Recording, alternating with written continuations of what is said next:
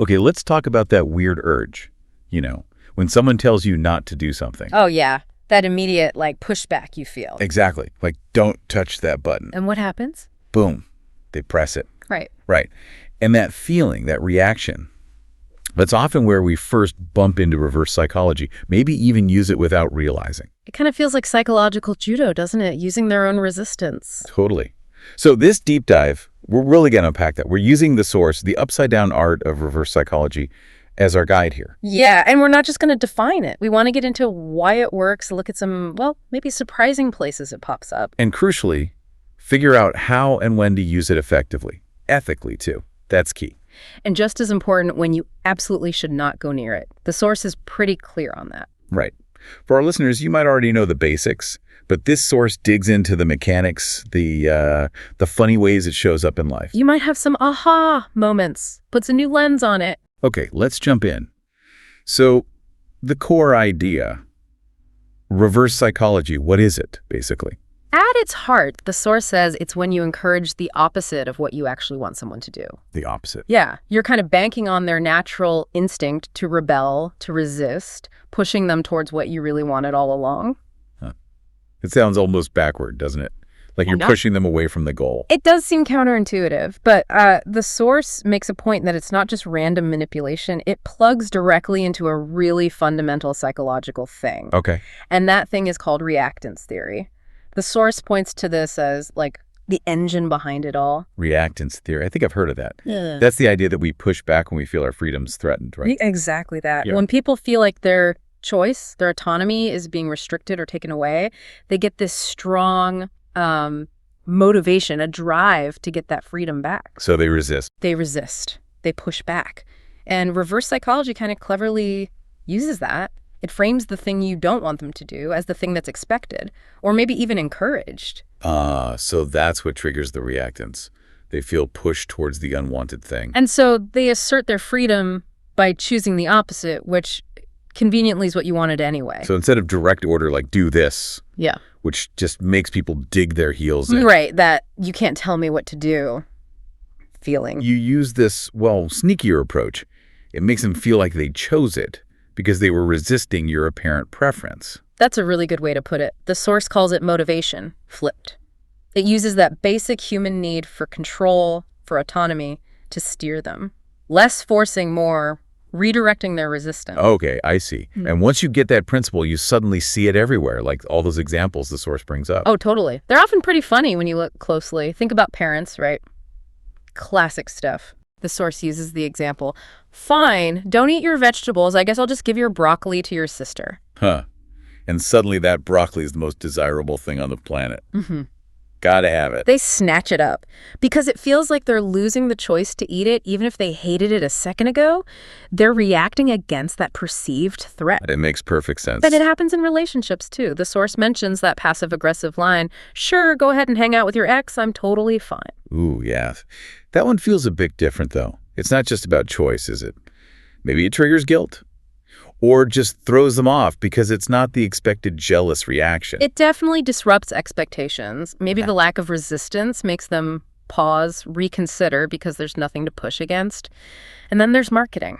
Oh boy, they've mastered this, haven't they? Absolutely. Phrases like, this offer isn't for everyone. Which immediately makes you think, wait, why not me? I should be part of this. Yeah. It plays on that FOMO, that desire for exclusivity. Exactly. It suggests you might be excluded, so you want in. These examples, veggies, relationships, ads, they just show how, deeply embedded this stuff is. It's happening all the time. So it's not just about provoking that simple rebellion. The source also talks about how framing and suggestion play a role, right? It's how you package the information, too. That's a really important layer the source adds. How you frame something, how you present it can totally change how people see it, even if the facts are the same. Like the yogurt example. Yeah, the classic 90% fat-free versus contains 10% fat. You're always going to grab the 90% fat-free, right? Yeah. It sounds way healthier, even though it's identical. Exactly. The framing makes all the difference. And suggestion works in a similar way. Think about those online shopping queues the source mentions. Like only 3 left in stock. Right. They're not ordering you to buy it, but that suggestion of scarcity, it creates urgency. You might buy it quick, fearing you'll miss out, rather than, really thinking if you need it. Or telling someone, you probably won't like this movie. Yeah, that little seed of doubt, for a lot of people, that sparks curiosity. Why wouldn't I like it? What's wrong with it? Or maybe what's wrong with me if I don't? So they watch it just to prove you wrong or figure it out. Precisely. It challenges their taste, their judgment. The source says these framing and suggestion tricks can sort of hijack decision-making.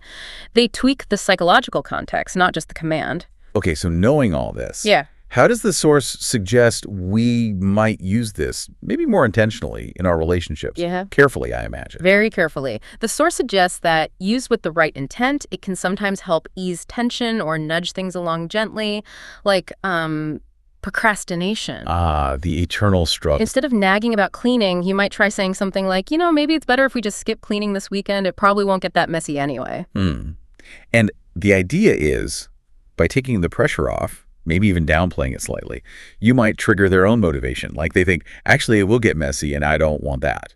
It can sometimes shift the ownership. They decide to do it themselves. The source also gives a phrase for, say, negotiation. It's okay if you're not ready to commit right now. Let's talk again when you feel more confident. So you're backing off the immediate pressure, giving them space. Yeah, you're framing commitment as something they choose when they're ready. It gives them a feeling of control, even if you're still hoping for that commitment later. But wow, this really feels like walking a fine line. The potential for it to become manipulative seems huge. Oh, absolutely huge. And the source hammers this point home. Seriously, we can't talk about this without getting into the ethics. This is not a tool for messing with people or tricking them. Okay, so what are the big don'ts? Where does the source draw the line? The absolute golden rule, according to the source, is use it responsibly, period.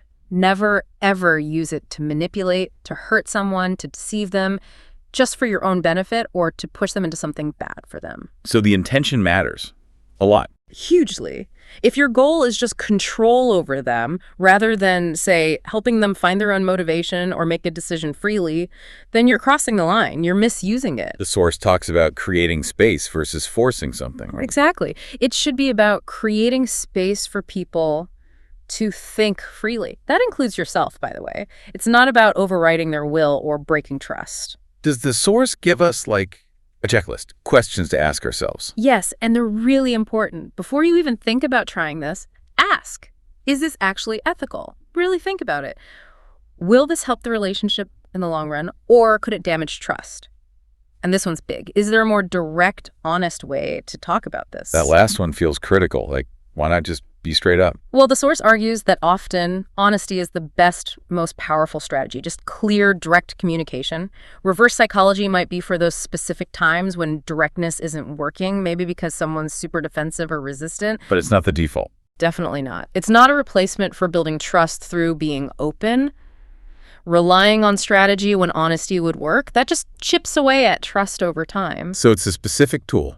Use sparingly. Use thoughtfully. Never with bad intent. You got it. And here's where it gets even more interesting, thinking about using it thoughtfully. You can actually use it on yourself. Wait, reverse psychology on myself? How does that even work? Sounds like tying my brain in a knot. It kind of does, but it taps into that same internal reactance we talked about, that little rebellious voice inside. I feel like that voice. You can make it work for you. The source uses the gym example. You want to go, but you're resisting. Instead of the usual, you have to go, get moving. Which just makes me want to stay on the couch more. Right. Try the opposite. You know what? You don't have to work out today. Just skip it. See how that feels. My brain immediately goes, skip it. No way. I can't skip it. And suddenly, putting on gym shoes feels like my defiant choice.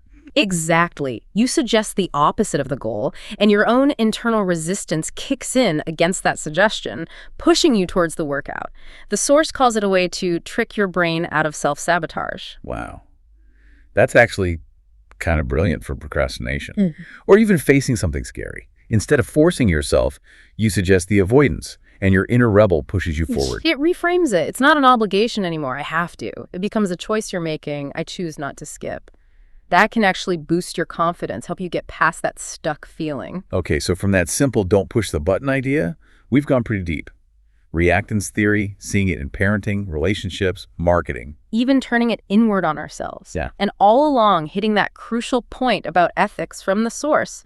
Don't misuse it. It really is fascinating stuff. The source calls it mysterious, strategic, and just incredibly human. It says a lot about how we're wired, how we react to feeling controlled. Absolutely. So maybe the next time you feel stuck could be in a conversation or with a goal, maybe just inside your own head. Ask yourself that question the source leaves us mulling over. What would happen if I tried the opposite? Yeah. Just something to think about. Keep an eye out for this dynamic playing out around you. Maybe even try that little self-trick cautiously. Understanding this upside-down art, it might just give you a fresh perspective on getting things done, yours or others.